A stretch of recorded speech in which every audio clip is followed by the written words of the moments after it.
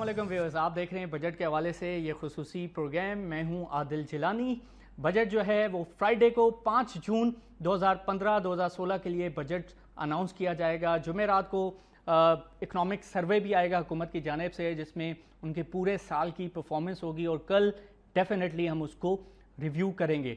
सबसे बड़ा बुनियादी सवाल इस वक्त ये है कि ओवरऑल जो सिचुएशन है इस वक्त हमारे मुल्क पाकिस्तान की, दहशतगर्दी की जंग का सामना है, बिजली का शदीद तरीन बहरान है, गुर्बत अपनी जगह पर मौजूद है, आबादी तेज़ी से बढ़ रही है, और इसके अलावा सबसे इंपॉर्टेंट चीज़ कि इकॉनमी की जो हमने डॉक्यूमेंटेशन करनी है, इकॉनमी को जो हमने रिवाइव करना है, जो टैक्स एक्सपेंशन हमने करनी है, वो हम कैसे करेंगे।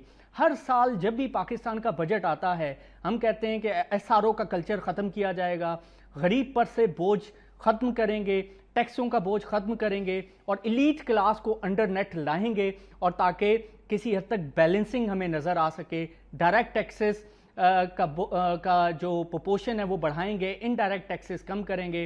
लेकिन हमेशा की तरह हम देखते हैं कि डायरेक्ट टैक्सेस वही 33-34% हमें नज़र आते हैं, इनडायरेक्ट टैक्सेस 66-67% ही हमें नज़र आते हैं। और हर बजट की तरह आम आदमी ये आवाज़ उठाता है कि जी मेरे लिए क्या है, मुझे तो इस बजट में कुछ नहीं मिला। व्यूअर्स, आज के इस प्रोग्राम में फोकस हमारा होगा टैक्स के हवाले से, आम बंदा टैक्स क्यों दे, और मौजूदा हालात में जो पब्लिक सर्विस डिलीवरी की जो सूरत हाल है, मुख्तलिफ इदारों को मद्देनज़र अगर आप रखें तो उसके अगेंस्ट आम बंदे की जो नीड्स हैं, जो रिक्वायरमेंट्स हैं, वो पूरी होती हुई नज़र आ रही हैं। अगर नहीं तो आम बंदा टैक्स कैसे देगा, और हुकूमत जो है, वफाकी हुकूमत या सूबाई हुकूमतें किस तरह टैक्स कलेक्शन कर सकती हैं, और उसकी जो एथिकल जो स्टैंडिंग है वो क्या है, और इसके अलावा लीगल स्टैंडिंग तो हमारे सामने ऑलरेडी मौजूद है। इस पर हम फोकस करने जा रहे हैं। क्लिंटन साहिबा का, हिलरी क्लिंटन साहिबा का बयान मुझे याद आ रहा है। उन्होंने कहा था कि अगर पाकिस्तान को अपने पाँव पे खड़ा होना है, और जो फाइनेंशियल असिस्टेंस जो बैरूनी मुल्कों से पाकिस्तान लेता रहा है पास्ट में और अभी भी दावा करता है, उस पर अगर इन्हिसार कम करना है तो पाकिस्तान को अपनी इलीट क्लास पर टैक्स लगाना चाहिए। इस हवाले से भी हम बात करेंगे। मेरे साथ मौजूद रिस्पेक्टेबल गेस्ट मौजूद हैं। साबिक वजीर बराए सनत व तिजारत सिंध, और इसके अलावा आप चेयरमैन हैं inland revenue and sales tax FPCCI को भी रिप्रेजेंट करते हैं। सर बहुत शुक्रिया। खालिद तवाब साहब, आपने टाइम निकाला हमारे पास आए। अब्दुल्ला यूसुफ साहब FDR के चेयरमैन हैं, इस्लामाबाद स्टूडियो से हमें ज्वाइन किया। सर आपका बहुत बहुत शुक्रिया कि आपने भी हमें ज्वाइन किया। सर बुनियादी सवाल खालिद तवाब साहब मैं आपके सामने रखना चाहूँगा। आम बंदा मौजूदा हालात में, बिजली का बहरान है, गैस का बहरान है, महंगाई तेज़ी से बढ़ रही है, लॉ एंड ऑर्डर सिचुएशन ख़राब है, टैक्सों का बोझ अगर आम बंदे पर ही रखना है आने वाले दिनों में भी, तो आप समझते हैं कि ये जो हमारा मुल्क है, मुल्क पाकिस्तान है, इसको गवर्न करना आप समझते हैं कि इफेक्टिवली और एफिशिएंटली फिर मुमकिन होगा आने वाले दिनों में अगर हम टैक्स एक्सपेंशन नहीं करते? बिस्मिल्लाहिर्रहमानिर्रहीम। मेरा ख्याल है पिछले 10 साल से ये तो हर आदमी, हर गवर्नमेंट ने महसूस किया कि हमें टैक्स की एक्सपेंशन जो है वो करनी है, इसमें कोई दो राय नहीं है। और मुख्तलिफ फाइनेंस मिनिस्टर्स आए, मुख्तलिफ वादे हुए, यहाँ तक हुआ कि बजट स्पीच में ये भी कहा गया कि जी हम 45 लाख नए टैक्स पेयर ले आएंगे। फिर किसी ने कहा 2.5 लाख लेकर के आ रहे हैं, मुख्तलिफ बजट स्पीच में फाइनेंस मिनिस्टर ने कहा। लेकिन अनफॉर्चुनेटली यहाँ जो अगर आप डायरेक्ट टैक्सेस की बात करते हैं तो यहाँ वही लोग जो टैक्स पेयर्स हैं वही लोग पिस रहे हैं, उन्हीं पे चीज़ें चलती हैं और उन्हीं को निचोड़ा जाता है। नए टैक्स पेयर जो हैं वो किसी भी तरह इस नेटवर्क में लेके नहीं आए जाते। इसकी में बहुत सारी चली। आज बड़ा अच्छा है कि आपके प्रोग्राम में आपने अब्दुल्ला यूसुफ साहब को बुलाया। ये जिस ज़माने में FBR के चेयरमैन थे, इन्होंने बिज़नेस कम्युनिटी के मशवरे पर अमल किया और बिज़नेस कम्युनिटी ने इनका पूरा साथ दिया, और सेल्फ असेसमेंट स्कीम और जो वो चीज़ें थी वो इन्हीं की इंट्रोड्यूस कराई हुई थी। आज भी गवर्नमेंट को बहुत सारे सजेशन दिए जाते हैं कि आप बिज़नेस कम्युनिटी भरोसा करें, सेल्फ असेसमेंट स्कीम्स पे आए, ये मोटिव्स होंगे, इससे टैक्स रेवेन्यू बढ़ेगा। और अब्दुल्ला यूसुफ साहब ने जब वो तजर्बा किया तो अल्हम्दुलिल्लाह बड़ा कामयाब रहा, और वो 30% और 10% जो है वो हर साल बढ़ता चला जा रहा था। लेकिन वो बजाय इसके कि गवर्नमेंट उसमें अपना एतमाद बढ़ाती, गवर्नमेंट ने जो है वो एतमाद अपना ख़राब किया, क्योंकि उसके बाद जो है वो स्क्रूटनी और बैलेट करके चीज़ें मुख्तलिफ करके उस स्कीम को ख़राब कर दिया गया। ठीक है, पिछले 2 वर्षों में इस वफाकी हुकूमत की परफॉर्मेंस के हवाले से मैं बात करूँ टैक्स के पर्सपेक्टिव में, पिछले 2 वर्षों में आप समझते हैं कि ताजिर बरादरी पर, बिजनेस कम्युनिटी पर जो बोझ है टैक्सों का पहले से ज़्यादा बढ़ा? देखिए, मुझे बड़े अफसोस से कहना पड़ता है कि बिजनेस कम्युनिटी में भी बहुत बड़ा सेक्टर ऐसा है जो आज भी टैक्स नेटवर्क में नहीं है। ख़ास तौर पे जो अगर आप रिटेलर्स लें कराची से लेकर पेशावर तक, तो शायद आपको 10-12% रिटेलर्स जो हैं वो टैक्स नेटवर्क में नज़र आएंगे और 80% या 88% जो है वो टैक्स नेटवर्क में नज़र नहीं आएंगे। हमने गवर्नमेंट को बहुत सजेस्ट किया कि आप थोड़ा टैक्स लें इनसे ताकि डॉक्यूमेंटेशन हो।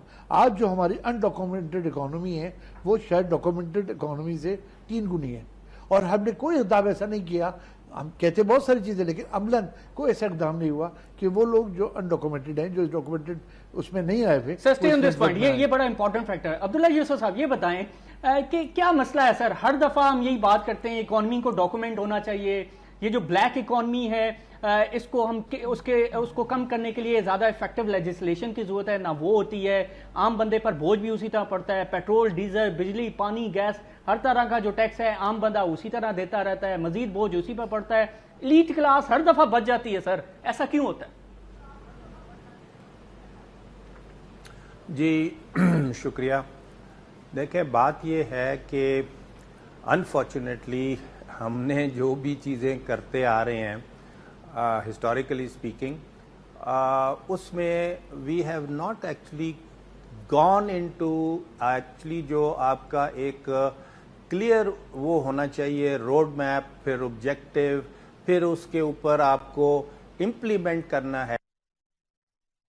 ऊपर से नीयत आती है और फिर आपकी कमिटमेंट होती है, फिर उसकी इम्प्लीमेंटेशन आती है।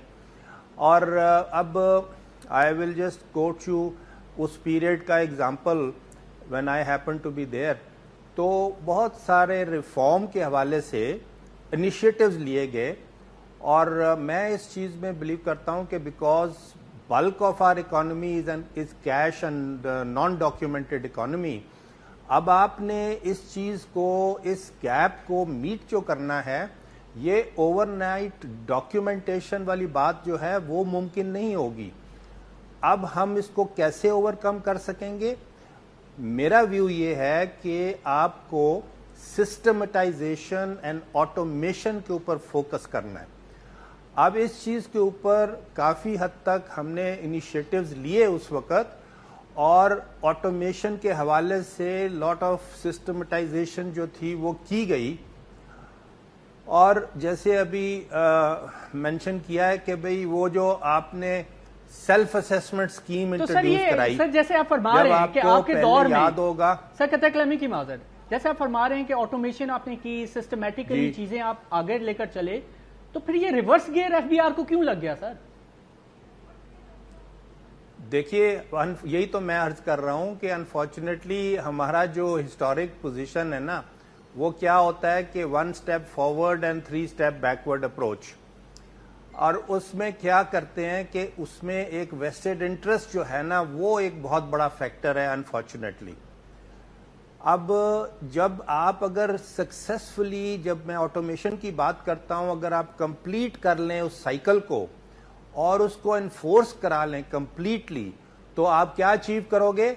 एक तरफ एफिशिएंसी, एक तरफ ट्रांसपेरेंसी, और दूसरी तरफ अकाउंटेबिलिटी। अच्छा, अब ये चीजें जो हैं, ये मुल्कों में एक रॉकेट साइंस वाली बात नहीं है, ये already now it is a proven system.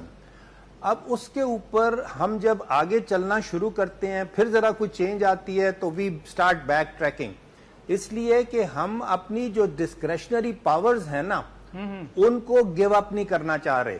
ठीक है। तो वो फिर आपको याद है जब वो सेल्फ असेसमेंट स्कीम लेके आए, तो वो जो आईटीओ साहब थे और पहले वो असेसमेंट ऑर्डर निकालते थे, वो सारी चीजें खत्म हुई। अब आपने अपने घर में बैठे हुए या दफ्तर में बैठे हुए अपनी रिटर्न फाइल कर दी, and that was treated as final assessment. ठीक है sir, stay on this point. Sir इसको डिस्कस करते हैं जो आपका। ठीक है सर, मुझे ये बताएं, अभी आप स्क्रीन पर आप देखेंगे कि जो लाजमी अखराजात हैं, जो हर सूरत हमने अखराजात करने हैं, कंसिडरिंग के जिस सिचुएशन से हम गुजर रहे हैं, पाकिस्तान की इकोनॉमिक सिचुएशन जैसी है, मैं इसको पर्सपेक्टिव में रखकर आपसे अगला सवाल करूंगा। अगर आप स्क्रीन पर देखें कि 1.2 ट्रिलियन रुपीस की हमने डेट सर्विसिंग करनी है इस साल, जिसमें डोमेस्टिक सर्विसिंग भी शामिल है सर, और फिर जिसमें एक्सटर्नल सर्विसिंग भी शामिल है। दिफा के अखराजात आप काट नहीं सकते, सूद की अदायगी आपको हर सूरत देनी है, चाहे आप उधार लेकर दें, चाहे आप कुछ भी करें। सो 1200 अरब रुपए वो दिफा के अखराजात, 700 अरब रुपए, ये कुल मिलाकर 1900 अरब रुपए बनते हैं अब्दुल्ला यूसुफ साहब। सो 74% पैसा तो आपको यहां चला जाएगा। सो अवामी मसाइल को मद्देनजर रखते हुए, बिजली का बहरान मद्देनजर रखते हुए और दहशतगर्दी की जंग जिसका सामना हमें करना पड़ रहा है और जिसके हवाले से हुकूमत जो है इकदाम भी करी है, हुकूमत आमदन कैसे बढ़ाएगी? अभी देखें, इसमें अगर आप अभी 600-700 बिलियन रुपीस ऐड कर लें, जो कि एक्चुअली आपकी पब्लिक सेक्टर एंटिटीज के लॉसेस एंड सब्सिडीज हैं, वो आपका एक और बहुत ही क्रिटिकल जो है वो एक्सपेंडिचर है, जो कि waste of money I feel, और it is like money down the drain. ये जो है, अब इस सिचुएशन को देखते हुए आपको करना क्या है? दो आपके मेन एक्शंस हैं मेरे ख्याल में, बिकॉज जिस तरह से ये फिस्कल डेफिसिट है और इसकी वजह से जो आप अपना ओवरऑल डेट को इंक्रीज करते जा रहे हो, दैट इज नॉट सस्टेनेबल। अब आपको करना क्या है? दो एक्शंस हैं, जैसे मैंने कहा, एक एक्सपेंडिचर साइड पे ये जो आपका पब्लिक सेक्टर एंटिटी का इतना बड़ा ड्रेन है ना, this you have to deal with. अब उसमें आपने प्राइवेटाइजेशन करनी होगी प्राइमरीली, और you want to get rid of those entities जिनको आप मैनेज नहीं कर पा रहे, और दूसरी तरफ रिसोर्स मोबिलाइजेशन का एफर्ट है। सर, वफाकी और वो रिसोर्स मोबिलाइजेशन के लिए स्टार्ट किया है सर, प्राइवेटाइजेशन के हवाले से वो मुख्तलिफ एंटिटीज को प्राइवेटाइज तो कर रहे हैं। अब वो बात ये है कि वो तो एक पॉलिसी के तौर पे एक चीज जो है वो तो लाई गई है सामने। ठीक है, अब ये है कि अल्लाह करे कि हम जल्दी इस चीज में कामयाब हों, सर मुझे ब्रेक लेनी है, इम्प्लीमेंट कर पाए। सर मुझे ब्रेक लेनी है, और ब्रेक से आने के बाद इसी के हवाले से हम मजीद डिस्कस करेंगे कि जो प्राइवेटाइजेशन का जो प्लान है, और काफी हद तक हमें वो बेहतर भी नजर आया है। जो रेलवे है उसको इसहाक डार साहब ने दोबारा खड़ा किया है, ये भी एक बेहतर, इट्स अ गुड ओमेन के पब्लिक सेक्टर एंटिटीज में अब हमें इंप्रूवमेंट नजर आ रही है। इस हवाले से भी बात करेंगे कि आगे आने वाले दिनों में पब्लिक सेक्टर एंटिटीज के लॉसेस मजीद कम होंगे तो उससे और कितना बेहतर फायदा हो सकता है इकोनॉमी को। सो ओवरऑल टैक्स के हवाले से हम बात कर रहे हैं। Stay with us.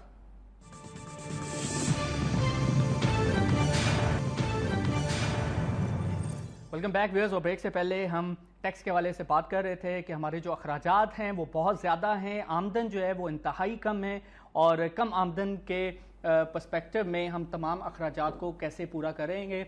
और ब्रेक से पहले आप ये स्लाइड देख रहे थे, और जिस कॉन्टेक्स्ट में हम बात कर रहे थे कि आमदन सर इंतहाई कम है। तो पब्लिक सेक्टर एंटिटीज़ के हवाले से जो अभी हमने बात की ब्रेक से पहले अब्दुल्ला यूसुफ साहब से जो हमने डिस्कशन की, सर ये बताएं कि जो फंडिंग है वो इंश्योर कराई पाकिस्तान रेलवे में इसहाक डार साहब ने, साद रफीक ने रेलवे को खड़ा कर दिया ना। इसका इसी तरह की जो एडजस्टमेंट है, जो कोऑर्डिनेशन है बाकी इदारों में भी अगर नजर आए, तो आप समझते हैं कि पब्लिक सेक्टर एंटिटीज के जो लॉसेज हैं जिसकी बात की अब्दुल्ला यूसुफ साहब ने, वो काफी हद तक कम हो सकते हैं, और आमदन पर जो प्रेशर है वो काफी कम हो सकता है।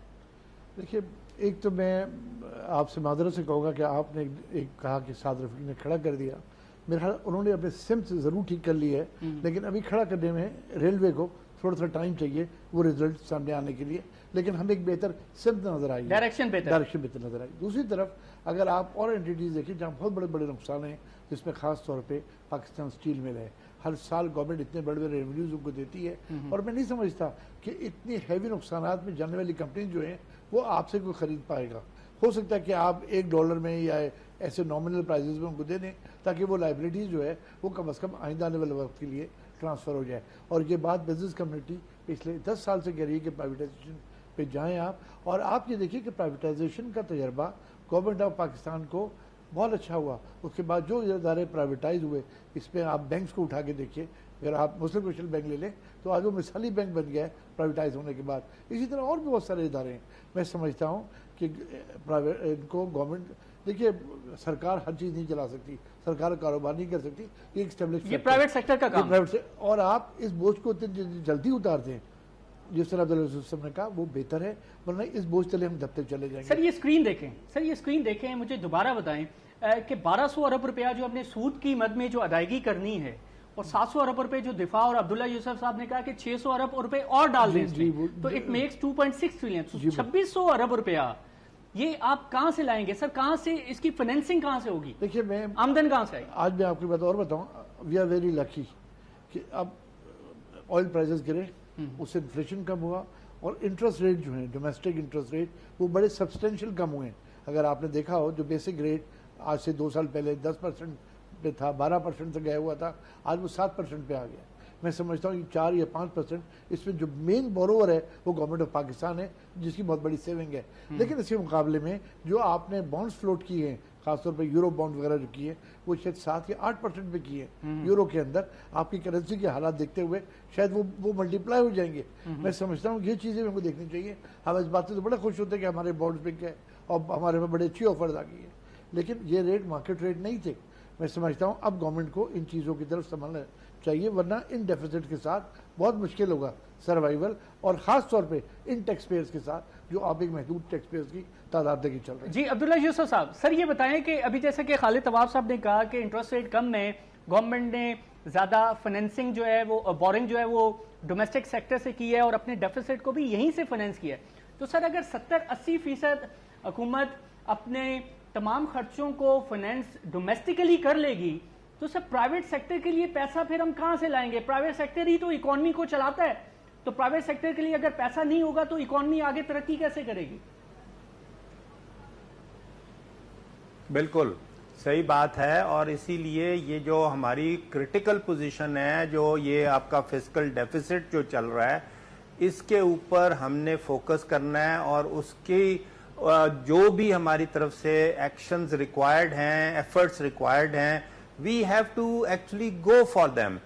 एक थोड़ी सी मैं क्लैरिफिकेशन कर दूं कि अपना ये जो खालिद साहब ने कहा ना, ये जो आपकी पब्लिक सेक्टर एंटिटीज हैं, जैसे आप स्टील मिल की बात कर रहे थे, मैं आपको बताऊं कि ये 600-700 बिलियन रुपीज में से 400 से 500 बिलियन जो है वो सिर्फ आपका पावर सेक्टर का है, जिसमें half of that portion is the subsidy part, and तकरीबन आधा जो है वो आपका जो ये सर्कुलर डेट जो इकट्ठा होता है primarily because of miss governance.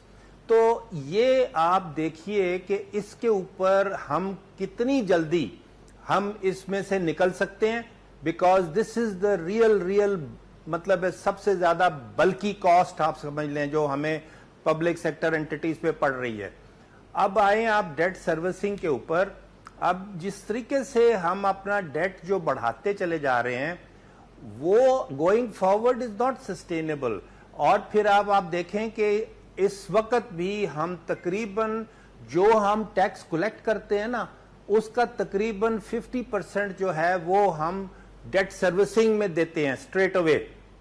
और अब इसकी जो आप बोरोइंग कर रहे हो लोकली, ज्यादातर लोकल बैंक से हम बोरोइंग कर रहे हैं, तो बैंक्स तो बड़े कंफर्टेबल हैं, बैंक्स को तो बहुत आराम है, और वो अपना मार्जिन जो है वो बड़े मजे में से वो ले रहे हैं गवर्नमेंट के, बैंक ठीक ठाक पैसा बना रहे हैं, अच्छा प्रॉफिट बन रहा है बैंक्स का। एग्जैक्टली। लेकिन जो उनकी मेन एक्टिविटी है, जो उन्होंने प्राइवेट सेक्टर को एक्चुअली फंडिंग करनी है और उनको सपोर्ट करना है और उनको एक्सपैंड करवाना है एंड ऑल दैट, तो उसके ऊपर तो उनका फोकस ही नहीं है ना इस वक्त।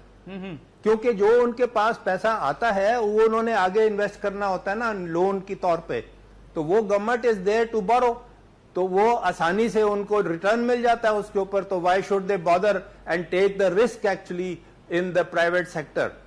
तो ये चीज जो है वी मस्ट रियली अंडरस्टैंड कि हमने बुनियादी तौर पे अपना जो डेट है ना जो मजीद क्रिएट हो रहा है, उसको पहले तो हमने ये डेफिसिट फाइनेंसिंग की रिक्वायरमेंट को रोकना है, और फिर हमें डेट को जो है ना वो भी अपना हमें रीपे करने की कोशिश करनी है। और वो रीपे कैसे होगा?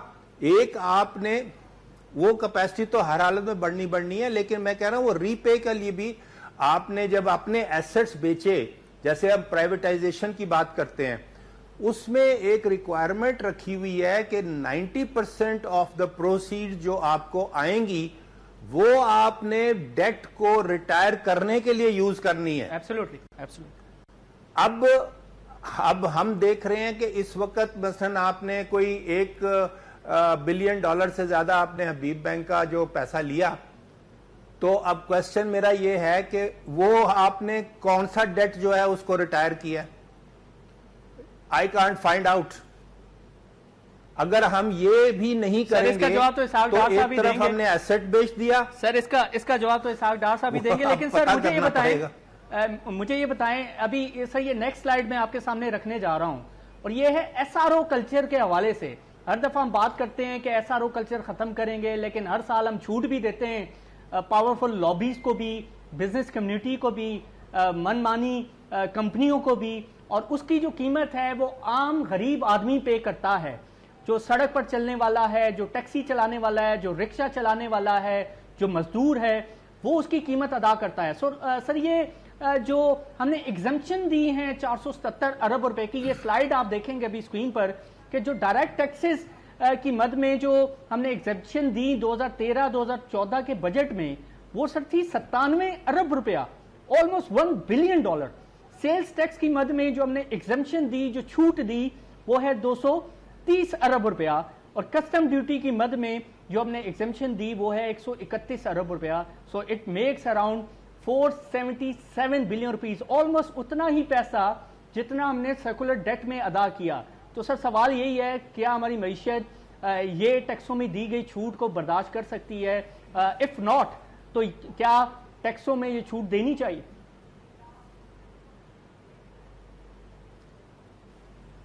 ये अब एक्चुअली अभी मेरे स्क्रीन पे पढ़ा नहीं जा रहा सही, बट एनीवे जो आपने थोड़ा सा मेंशन किया है, ये जो एसआरओज की बात है ना, कि हमने एक्चुअली ये एसआरओज इस साल में इशू किए हैं for giving these type of exemptions. जी जी, एक्चुअली इसमें मुझे थोड़ा सा कोई डाउट लग रहा है।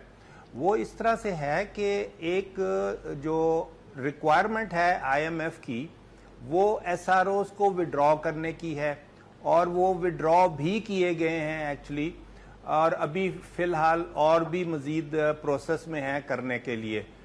अब ये हो सकता है कि ये जो आपके नंबर्स है ना, 103 अरब रुपए की टैक्स एग्जेम्पशन खत्म की थी इसहाक डार साहब ने। जी, अब ये जो आपका ये नंबर्स जो शो हो रहे हैं ना, मोस्ट प्रोबेबली ये वो चीजें हैं जो कि ऑलरेडी एग्जिस्ट कर रही हैं एज एसआरओज, और उनकी ये वैल्यू आ रही है। ये एक साल में ऐड नहीं हुए होंगे एज न्यू एग्जेम्पशंस और एक्सेप्शंस। यानी आप कह रहे हैं आउटस्टैंडिंग नंबर है, कि ये कंफ्यूजन सा थोड़ा है। यानी आप कह रहे हैं आउटस्टैंडिंग नंबर ये है, हमारे जो एग्जिस्टिंग पोजीशन है ना। ठीक है जी जी जी जी। तो सर सवाल फिर यही है ना कि हम क्यों दे रहे हैं टैक्स एग्जेम्पशन? हमें देनी चाहिए फिर। नहीं, हम तो नहीं देना चाहते और ना ही दे सकते हैं गोइंग फॉरवर्ड। तो क्यों दे रहे हैं? और हमें तो इनको विड्रॉ करना है। बट ये मैं कह रहा हूं कि ये जो चीज आपकी एग्जिस्ट कर रही है, जो आपकी हिस्टोरिकली चली आ रही है, वो उसकी ये वैल्यू निकाली होगी इन्होंने कि ये इन हर हेडिंग में ये अमाउंट बन रही है इस वक्त, क्योंकि वो भी अब बजट के साथ ना आपको वो एक्सपेंडिचर की वो देना पड़ता है, एग्जेम्पशन की एक्सपेंडिचर में कितना आ रहा है वो आपने शो किया होगा, इन्होंने शो किया। जी खालिद साहब, ये देनी चाहिए, टैक्स एग्जेम्पशन देनी चाहिए। मेरे ख्याल इसमें मुख्तलिफ एग्रीमेंट्स हैं। मिसाल के तौर पर इस वक्त हमारे यहाँ बिजली की शॉर्टेज है, तो जनरेटर्स और ऐसी जो चीज़ें आ रही हैं जिससे आप बिजली जनरेट कर सकें, उस पर ये एग्जेम्पशन दी है। तो वो एसआरओ के थ्रू दी होगी इन्होंने, जो जिस तरह आप मेंशन कर रहे हैं। इस तरह FTA हम मुख्तलिफ मुल्कों से साइन करते हैं, वो एग्जेम्पशन जो हैं वो मिलती हैं। ये एक तरह का बार्टर होता है। कुछ आइटम पे वो हमारे उनके यहाँ इम्पोर्ट ड्यूटी पे वो एग्जेम्पशन देते हैं पाकिस्तानी प्रोडक्ट्स में। इसी तरह हम भी एग्जेम्पशन देते हैं। और ख़ास तौर पे इसका बहुत बड़ा एग्रीमेंट जो है हमारा, वो चाइना के साथ FTA एग्रीमेंट है। उसके तहत भी 470 अरब रुपए की टैक्स की छूट इतना बड़ा नहीं हो सकता जिस तरह अब्दुल्ला सर ये बजटरी डॉक्यूमेंट मेरा ख्याल है इसमें कोई ना, या ये भी हो सकता है इसमें पुराने एग्रीमेंट जो चले आ रहे हैं, जैसे 5 साल 7 साल या 10 साल के एग्रीमेंट आपने किए हुए होते हैं। फाइनेंस कर रहे हैं ना सर इसको, बिल्कुल डेफिनेटली यस। लेकिन वो चूंकि हमने फॉरेन एग्रीमेंट्स हमारे होते हैं और उन कंपनीज को ये एश्योरेंस दी जाती है कि इतने साल तक you will be tax exempted, तो वो आपको बरकरार रखने पड़ते, वो आप एक साल में विड्रॉ कर भी नहीं सकते। सर आप देखिए, अब मैं आपको मिसाल देता हूँ। IPPs को 1994 में जो IPPs की जो पॉलिसी आई, अब्दुल्ला यूसुफ साहब मैं आपका भी व्यू लूंगा। कि 94 में जो IPPs की पॉलिसी आई, सर हमने सुना है पूरी दुनिया में कि जो टैक्स हॉलीडे होता है वो साल का होता है, 5 साल का होता है, 10 साल का होता है, 20 साल का होता है। Sir tax exemption life time है IPPs को, लाइफ टाइम IPPs को टैक्स एग्जेम्पशन दी गई। सर क्यों दी गई मुझे बताएं कि जिंदगी भर वो टैक्स नहीं अदा करेंगे। देखिए बात बेसिकली आप ठीक है नहीं करनी चाहिए थी, लेकिन उस वक्त गवर्नमेंट ने किन हालात में आके वो एग्रीमेंट किया, आया कोई फॉरेन इन्वेस्टमेंट्स की हमारे यहाँ प्रॉब्लम थी। हम देखें जिस दौर से आज भी हम गुजर रहे हैं, हमारे यहाँ फॉरेन इन्वेस्टमेंट्स लॉन्ग टर्म कहाँ आ रही तो है। बेनजीर भुट्टो साहिबा के दौर में ये जो एग्रीमेंट हुआ IPPs के साथ, आप समझते हैं कि ये दुरुस्त नहीं हुआ, इसी वजह से आज बिजली का बहरान भी है? देखिए मैं ये तो नहीं कहता कि वो तो उस वक्त के क्या हालात थे, लेकिन आज अगर वहाँ से थोड़ी सी बिजली मिल भी रही है तो हालांकि उस ज़माने के हिसाब से वो बिजली उससे बड़ी महंगी थी। मेरे ख्याल इसमें अब्दुल्ला यूसुफ साहब चूँकि सेक्रेटरी रहे हैं, इसमें ज़्यादा अच्छी रोशनी डालेंगे जी सर, कि उस ज़माने में क्या सर जरा रोशनी डालें, हमारी रहनुमाई करें सर। ये IPPs को लाइफ टाइम छूट, कभी टैक्स ही नहीं देंगे। एक्चुअली ये जो बात है ना, असूली तौर पे जैसे आपने कहा है कि ये जो लाइफ टाइम वाली बात है, असूली तौर पे ये सही नहीं है। इंसेंटिवाइज किया जाता है और वो आप इनिशियल पीरियड के लिए 5 साल 10 साल का आप उनको टैक्स एग्जेम्पशन देते हो for new industries, new ventures etcetera.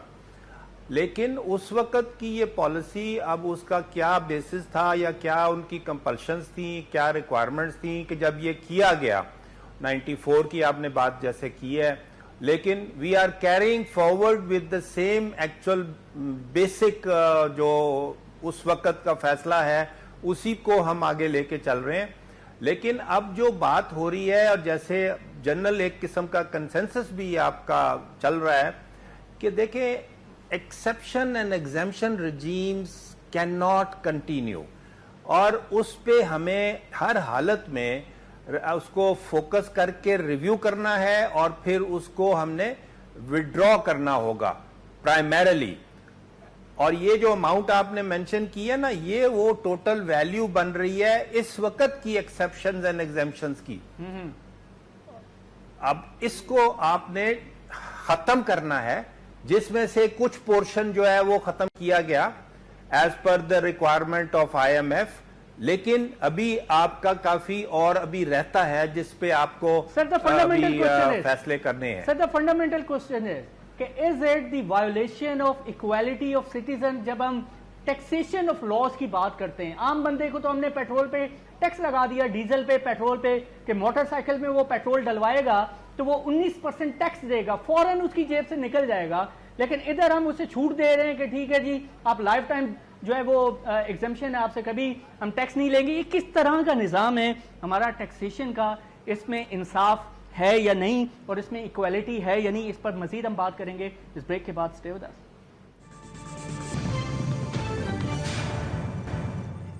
Welcome back viewers. और ब्रेक से पहले हम डिस्कस कर रहे थे फेडरल बजट 2015 और 16 के तनाजुर में पाकिस्तान का टैक्सेशन सिस्टम। इसाक डार साहब को और इसके अलावा FBR को अब आने वाले दिनों में टैक्स एक्सपेंशन के हवाले से क्या करना चाहिए और आम बंदे पर जो ऑलरेडी बोझ पड़ा हुआ है उसको वो कैसे कम कर सकते हैं, क्या ऑप्शन है। सर ब्रेक से पहले हम जो डिस्कस कर रहे थे कि IPPs को आपने ज़िंदगी भर की छूट दे दी, लेकिन मोटरसाइकिल वाले को आप कह रहे हैं कि पेट्रोल और डीजल पर आप टैक्स दें।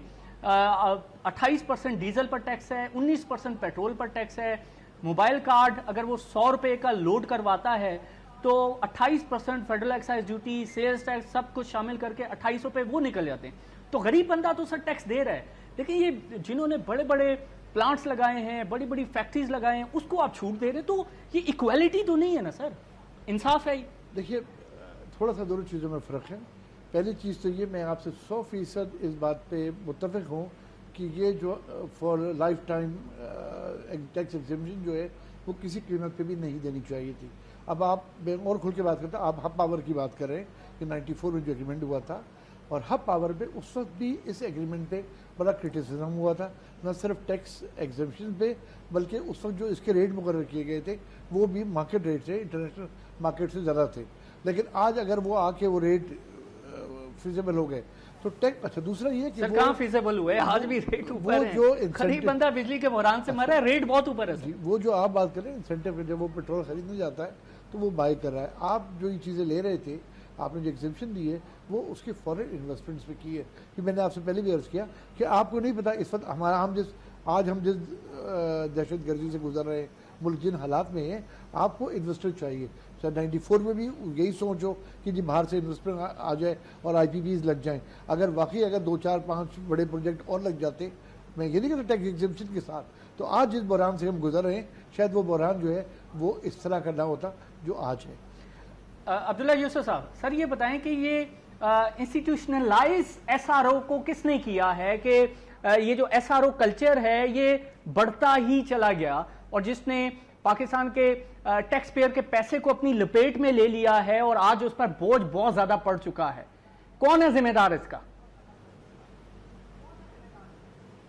देखें, ये तो ऑब्वियसली आपकी हुकूमत की पॉलिसी की बेसिस पे ये फैसले होते हैं और जैसे आपको पता है कि देखिए इस वक्त हमारी पॉलिसी साइड अगर देखी जाए ना टैक्स पॉलिसी के हवाले से, तो there is an inequity, it is not across the board which is required to be so. अब आप देखें कि एक तरफ आपका है एक इंडस्ट्रियल सेक्टर है, वो आपको 20% कंट्रीब्यूट करता है टू द GDP और टैक्स को कलेक्ट उसमें कंट्रीब्यूट कर रहा है 70%। दूसरी तरफ आपका है services sector contributing 56% to the GDP and 30% to the taxes. तीसरा आपका सेक्टर है agriculture contributing 24% to the GDP and less than 1% to the taxes. अब ये मुझे आप बताएं कि irrespective of your source of income, चाहे वो इधर से आ रही है या उधर से आ रही है, आपका क्या रैशनल है टू से कि जी अगर इधर से आ रही है तो मैं टैक्स करूंगा, लेकिन इधर से आ रही है तो मैं उसको छोड़ दूंगा। भाई, if it is above that minimum threshold you have to actually tax whatever is your rate जो भी आपने डिटरमिन किया। तो अब यहां पे ये इनइक्विटी है प्राइमरीली, और ये जो आप एक्सेप्शंस और एग्जेम्पशन की रिजीम्स चलाते हैं that is certainly not right. और यही बात जो है वो IMF भी हमें डिक्टेट कर रहा है Absolutely. इसी पॉइंट को, और वो यही इंसिस्ट कर रहा है कि ये आपको खत्म करना होगा।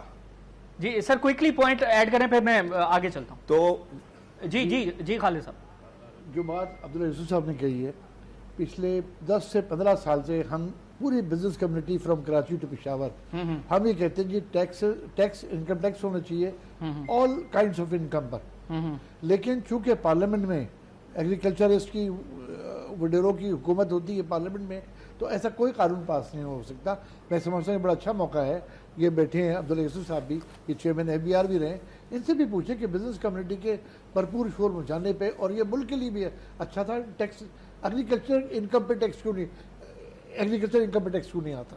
जी अब्दुल्ला यूसुफ साहब, 18वीं तरमीम के बाद ये अब सूबों का राइट है कि एग्रीकल्चर पर टैक्सेशन लगाया जाए और अपनी टैक्स एक्सपेंशन करें, लेकिन अभी हम देख रहे हैं कि जो बजट डेफिसिट बढ़ रहा है, इसहाक डार साहब को आई गेस क्रेडिट देना चाहिए कि उन्होंने वफाक के लेवल पर अपना ड्यू रोल प्ले किया। सूबों ने सर वो रोल प्ले नहीं किया, जिसकी वजह से बजट का खसारा बढ़ा है, जिसकी वजह से टैक्स एक्सपेंशन नहीं हुई। तो आप समझते हैं कि इस वफाकी बजट में सूबों का किरदार ज्यादा है?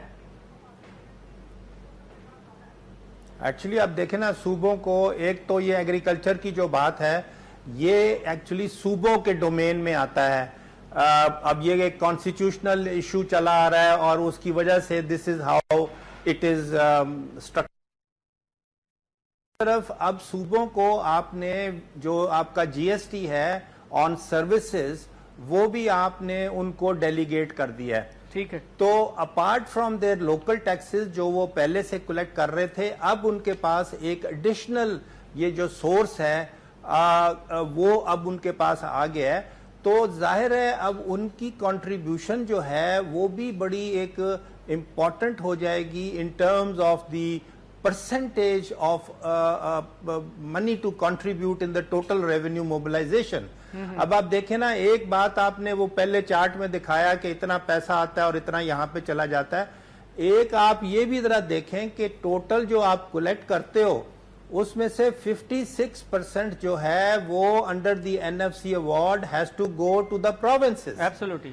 तो अब फेडरल गवर्नमेंट का जो रिसोर्स है वो तो स्ट्रेट अवे पहले तो 56% चला गया, उसके बाद तकरीबन 50% आपका डेट सर्विसिंग में चला और गया। हर साल 2.5% बढ़ेगा। आप अब कहां से जाके वो सारा कुछ लाओगे? जी हाँ सर, हर साल सूबों का 2.5% हिस्सा जो है हाँ बढ़ेगा। वही ना, वो तो आपका एनएफसी अवार्ड है ना जो आपने एग्री किया, तो आपने देना है वो उसको। तो सर तो आप अब बताएं, वो जो अब वहां पे वो अपना जो सर ये एग्रीकल्चर की एक मेन है इशू, जी जी, यानी ये 24% ऑफ द इकोनॉमी कह लो जो कि एक सेक्टर कंट्रीब्यूट कर रहा है, अब उसकी हम कोई कलेक्शन ही नहीं कर पाते। And we are just saying कि भाई ये तो इस तरह से नहीं होना चाहिए, ये ऐसे नहीं है, ऐसे नहीं है। अब ये सारी पॉलिटिसाइजेशन वाली बात है। तो सर अब हम मुझे ये बताइए, नहीं बात वे कर रहे फॉरवर्ड कि अभी जो क्या है? छोटा वाला सर वे फॉरवर्ड क्या है? अभी फिर हमने टैक्स एक्सपेंशन भी करनी है, अपनी आमदन के जराए भी बढ़ाने हैं ताकि हम दिफा के अखराजात को फाइनेंस कर सकें, सूद की अदायगियां कर सकें, आवाम के लिए डेवलपमेंट कर सकें, रोजगार पैदा कर सकें, वो आमदन भी बढ़ानी है और फिर रिलीफ भी देना है आम बंदे को कि उस पर जो पेट्रोलियम पर जो हमने इन्हिसार किया हुआ है वो कम से कम हो, आम बंदे को रिलीफ मिले। तो ये बैलेंस वफाकी हुकूमत अब कैसे करेगी 5 जून को? ये देखें, आपको हर हालत में गोइंग फॉरवर्ड आपको अपनी टैक्स पेयर बेस को सब्सटेंशियली एनहांस करना होगा, जिसकी वजह से आपकी रेवेन्यू मोबिलाइजेशन जो है उसमें इंक्रीज होगी, जो कि substantial increase is required. Apart from the provincial governments, उनका भी एफर्ट जो है वो भी रिक्वायर्ड है। और खास तौर पे जैसे मैंने कहा, अब एग्रीकल्चर तो तमाम उन्हीं की डोमेन में आता है, तो वो एक बहुत बड़ा सोर्स है और पोटेंशियल सोर्स है जिस पे अभी तक कोई जो है फैसला नहीं हुआ और ना ही वो कोई कलेक्शन हो रही है। ठीक है। और दूसरी तरफ अब ये जो एक खर्चे जो हमारे वेस्टफुल खर्चे हैं उनको आपने खत्म करना है ताकि ये जो आपका फिस्कल डेफिसिट है ये कंट्रोल हो और फिर ये डेट जो हम क्रिएट करते चले जा रहे हैं इसको रोका जाए। और फिर हमने डेट की रीपेमेंट जो करनी है उनके लिए हमारे जो भी एसेट्स अगर हम सेल करेंगे तो वो जो पैसा है वो डेट की रिटायरमेंट में जाना चाहिए, ताकि वो हमारी लाइबिलिटी एक तरफ है और एसेट दूसरी तरफ होता है नॉर्मली। तो एसेट अगर नहीं रहेगा तो लाइबिलिटी सिर्फ रहेगी, तो what are we going to achieve? तो फिर हम कहां से इसको करेंगे खत्म? तो ये हमारे लिए भी एक फोकस की जरूरत है। 2-3 बुनियादी चीजें टैक्सेशन के हवाले से वफाकी हुकूमत क्या करे? बिजनेस कम्युनिटी भी खुश हो, अवाम भी खुश हो, ओवरऑल एक फील गुड फैक्टर हमें नजर आए 5 जून को। देखिए मैं बताऊं, जो बात अभी अब्दुल रशीद साहब ने की है, एग्रीकल्चर इनकम पे कभी भी टैक्स नहीं आएगा। चाहे सूबे एक आध सूबा छोड़ के, एक सूबा है थोड़ा सा एक्टिव है, शायद वो कोई इम्प्लीमेंटेशन कर ले, पंजाब, बाकी तीन पंजाब ज्यादा आमदन का शायद बेहतर एग्रीकल्चर इनकम के ऊपर शायद कोई टैक्सेशन वहां आ जाए या उनका बेहतर हो जाए। बाकी 3 सूबे कम्प्लीटली फेल है। केपीके नहीं करेगा, सिंध नहीं करेगा, बलोचिस्तान नहीं ये because of the political reason भी नहीं कर सकते और इन सूबों में जो करप्शन है उसका हाल बहुत बुरा है, आप देख रहे हैं। लिहाजा कोई, और इसी तरह जो सर्विसेज का भी इनको कलेक्शन दे दी गई है सूबों में, आई डाउट इट कि इनकी मशीनरी और इनकी विल जो है वो ऐसी हो कि टैक्स कलेक्शन जो है इनके पास हो। सर 2-3 स्टेप बता दें, 2-3 स्टेप वफाकी हुकूमत क्या करे? मैं समझता हूँ कि ये सबसे पहला काम ये कर रहे हैं, जो रिटेलर्स है, बहुत बड़ा सेक्टर जो है वो उस पर फिक्स टैक्सेशन ले आए थोड़ा सा अमाउंट के ऊपर, ताकि लोग इस नेटवर्क पे आ जाएं। किस अमाउंट से? 1000 रुपए, 10,000 रुपए रख ले साल के। देखिए ये वो पैसा है, 10,000 रुपीज बिग अमाउंट। ये वो टैक्स है जो आज आके इंस्पेक्टर जो है हर दुकान से आगे साल में ले जाता है, जिस per year not per month. 1,000 रुपए यानी 1000 रुपए पर मंथ हो गए 12,000 रुपए के, तो 10,000 शुरू कर ले। आप देखिए कितनी बड़ी रजिस्ट्रेशन आएगी और उसके बाद एक डॉक्यूमेंटेशन का सिलसिला शुरू होगा, गवर्नमेंट के पास रेवेन्यू आएगा और जो पैसे ब्लैक मनी में जा रहे हैं वो अफसरान ले जाते हैं। आप कह रहे हैं कि हर रिटेलर से तमाम मार्केट्स में जहां पर भी मार्केट है वहां से 1000 रुपया रिटेलर से लिया जाए, 10,000 रुपए ले, उसको एक सर्टिफिकेट इशू करें कि कोई आदमी आपसे आगे कुछ नहीं पूछेगा, आप करें जो कर रहे हैं, क्योंकि वो लोग जो आज नेटवर्क में नहीं है। अब्दुल्ला यूसुफ साहब, आप एग्री करेंगे इस सजेशन से?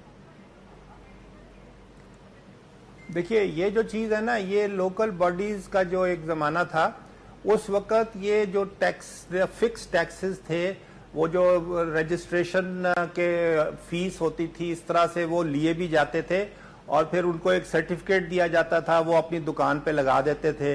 and that was one of the local government's actual resources. मैं ये कहता हूं कि लोकल बॉडीज, अब हम फिर से जा रहे हैं उस इलेक्शन मोड में, तो मे बी ये चीज जो है ना, ये आप उन्हीं के जिम्मे लगाएं. ठीक है, लोकल बॉडी का काम. आई थिंक जो आपका जो डायरेक्ट टैक्सेस की बात है या आपके जीएसटी की बात है, वो जो चीजें हैं ना, वो आपको हर हालत में, ये मैं जो अर्ज कर रहा हूं कि आपने उस चीज को सिस्टमेटाइजेशन के थ्रू, ऑटोमेशन के थ्रू आपने उसको इंप्लीमेंट कराना होगा. सर कतई कलामी की बात है. सर मेरे पास टाइम बहुत कम है. सर मेरे पास टाइम बहुत कम है. रिटेलर को तो आप कर लेंगे 1000 रुपया फिक्स, जैसा आपने बताया. सर जो मेरा पहला सवाल था, जब शो स्टार्ट करते वक्त मैंने कहा था सियासतदान टैक्स नहीं देता, वडेरा बच जाता है, लैंडलॉर्ड बच जाता है. 2-2000 गज के बेंगलोर में जो रहते हैं, जो 10 टूर साल के लगाते हैं कनाडा में, अमेरिका में, यूरोप में, दुबई में, उनको अंडरनेट कौन लाएगा? उससे कौन पूछेगा कि आपकी सोर्स ऑफ इनकम क्या है, आपने टैक्स कितना दिया है? मैं यही तो गुजारिश कर रहा हूं ना, जब आपके पास ये इंफॉर्मेशन बेस बनेगी, वो आपका sole identifier is your CNIC number, और ये सारी थर्ड पार्टी सोर्सेस की इंफॉर्मेशन आपके पास कलेक्ट होगी, और उसकी बेसिस पे you have to now, based on facts, you have to confront everybody, irrespective के वो छोटा है या बड़ा है, as long as he is above that minimum threshold. ये उसकी जिम्मेदारी है, ये हमारी नेशनल जिम्मेदारी है. मुझे बता दें. You have to understand. Sir quickly मुझे बता दें, ये FBR का, भाई बात ये है कि मैं कहता हूं कि आप अगर नियत करो ना, आपकी नियत हो राइट फ्रॉम द टॉप, तो ये चीज जो है इट इज एक्चुअली डूएबल, और ये प्रूवन चीज है कई मुल्कों में. ठीक है sir, example thank you very much. और वो thank you very much. Sir quickly 10 second है मेरे पास, क्विकली. अब्दुल्ला साहब, मेरा ख्याल है आपने बात करी सिस्टमाइजेशन और मोटिवेशन का, और ये अगर इनकी विल हो, मेरा ख्याल है तीनों में से एक चीज भी नहीं है. ठीक है, तो इस पे करना चाहिए. जी जी. जब हम इम्पोर्ट स्टेज पे आते हैं तो वहां से आप एग्जेंट कर देते कि 2%, 1%, 3% एक्स्ट्रा दे दें, और फिर आपसे नहीं पूछा. सर बहुत शुक्रिया, थैंक यू वेरी मच. इसको खालिद अब्बास साहब आपका शुक्रिया, अब्दुल्ला यूसुफ साहब आपका शुक्रिया. सो लेट्स सी कि 5 जून को टैक्सेशन के हवाले से वफाकी हुकूमत क्या करती है. अगर विल हुई तो डेफिनेटली बहुत सारा काम हो सकता है, और टैक्स एक्सपेंशन भी होगी, आम बंदे को रिलीफ भी मिल सकता है. लेकिन हार्श रिफॉर्म्स लेनी पड़ेंगी, हार्श डिसीजंस जो हैं वो लेने पड़ेंगे, तभी जो है वो बेहतरी नजर आ सकती है. लेकिन ये डूएबल है, ये पॉसिबल है, और ये इम्पॉसिबल चीजें नहीं है. हमारी तरफ से ये कुछ. आदिल जिलानी को इजाजत दीजिए. अल्लाह हाफिज.